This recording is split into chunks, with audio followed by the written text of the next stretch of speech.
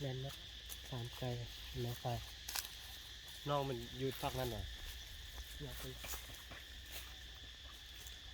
รักหัวนะผมอันนั้นมันมืดว่ะอันนี้ก็จะเป็นพูนเห็นบ่ตัวเจ๊ๆพุ่นเหมาะสุดสำหรับเขตดินจักสันเลยตัวนี้นะ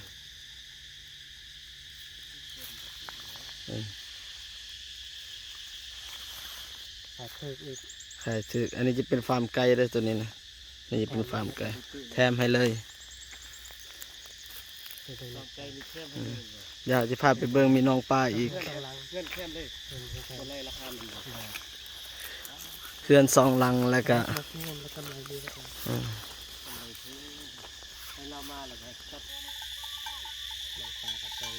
จะมีน้องปลาอีกสองน้องเด้อตัวนี้นะอันนี้น้องหนึ่งตัวพุ่นน้องหนึ่งเนาะอันนี้ก็จะเบิ่งสุดสายตาเลยมีเฮือน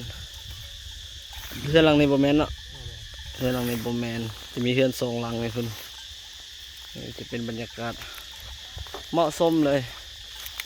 สำหรับเฮ็ดดินจักสันบ่เฮ็ดดินสวน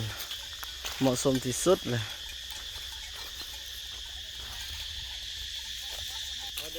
เดี๋ยวช่วงให้นะพอดีขับรถเมื่อกี้ขับอยากบริหารจ่าย